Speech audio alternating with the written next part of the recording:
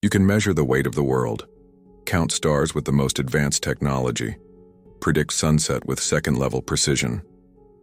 But there's something that no machine can detect, that no scientist can control, and that no system can understand. It's an invisible force, silent, but so real it changes entire stories. It doesn't show up in the data, but it turns despair into hope. It can't be calculated, but it opens paths where there were only walls. And maybe you've been trying to conquer life with everything, except the one thing that truly works.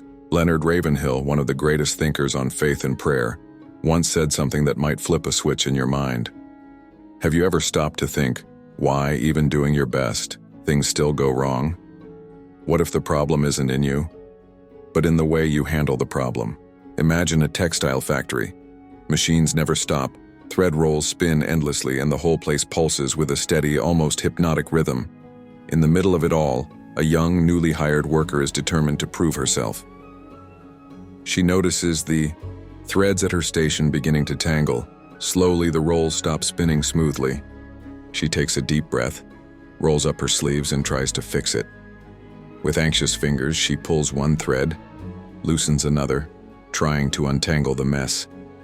But with each attempt, things only get worse. Threads pull each other tighter. Knots multiply and the fabric stops moving forward. She sweats, pushes through, glances around, not wanting to bother anyone. She just wants to do her job, show she can handle it. But alone, she can't. Until finally, out of options, she takes the tangled mess in her hands and walks to the section supervisor. He looks calmly, smiles kindly, and says with a firm yet gentle voice, "The best thing you could have done was call me earlier." It wasn't a scolding, it was compassion. The supervisor wasn't angry, he understood. But he also knew that the whole situation could have been solved in seconds, if only he'd been called at the start. Now stop and think. How many times have you done the same? How many times have you tried to handle everything alone, trying to prove your strength, trying to show you've got this, even as everything spins out of control? We try to fix life manually, impulsively, desperately. But we forget something essential. There is someone who already knows every thread, every knot, every moving part. Leonard Ravenhill once said something that may sound bold at first, but it holds a deep and transformative truth. Prayer is as powerful as God because He has committed Himself to answer it. That's not just a catchy phrase, it's a spiritual reality. Prayer, when done sincerely, isn't just a wish thrown into the wind. It's a direct, stable, guaranteed channel between human beings and the Creator of the universe. Think of it as a divine emergency line. It doesn't matter where you are or how big the problem is. When you pray, the line is always open. No queues, no waiting, no red tape. And the most surprising part? On the other side is someone who promised to listen and act. Spiritual experts, pastors, mentors, and leaders across the world repeat this practical truth. Prayer is not the last red button you push when all else fails. It's the first command, the first action, the foundation upon which every other step should be built. To ignore that is like trying to repair a complex device without reading the manual. Or worse, having the number of the chief engineer in your hand and not calling. You hold in your hands the most direct access to wisdom, strength, and solution. But the question is, are you using that connection? What if you simply were stopped right now, took a small pause from this rush, took a deep breath, closed your eyes for a moment, and asked yourself honestly, what burden am I trying to carry alone? Maybe it's not visible. Maybe it's not physical. It could be a fear no one sees, a responsibility you took on silently, a hard decision, an unpaid bill, a pain you haven't shared with anyone.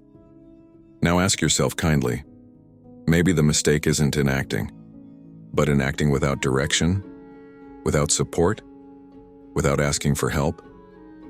You might be doing everything right, but all alone. And in that effort, you wear yourself down day after day. Have you noticed that sometimes the answers never come? Not because God doesn't want to speak, but because you never truly invited Him into the conversation. You presented the situation, but didn't surrender control. It's like sitting next to an airplane pilot and still trying to mess with the controls, even though you don't know how to fly. You've got an experienced co-pilot right beside you, but you're there, trying to do everything by yourself. What if, just for a moment, you let him take over? What if you admitted that there is someone far more capable, available, and willing to help? Not after everything collapses, but right now. When life begins to tangle your threads, don't wait until the fabric tears. Don't keep pulling from side to side until you lose yourself in exhaustion. You weren't made to handle everything alone. You don't need to prove strength to someone who already knows your heart. You don't need to wear yourself out trying to fix a chaos that only he can fully see and solve. So breathe. Place the threads in the right hands. Do the best thing you truly can do. Bring it to the Creator. Bring it with sincerity. Bring it with trust. Bring it with the assurance that He is not distant. He is attentive. He always has been. And there's a promise written, clear and strong as the weave of a well-made fabric. He will not let your foot slip. He who watches over you will not slumber. Psalm 121. It doesn't matter what time it is.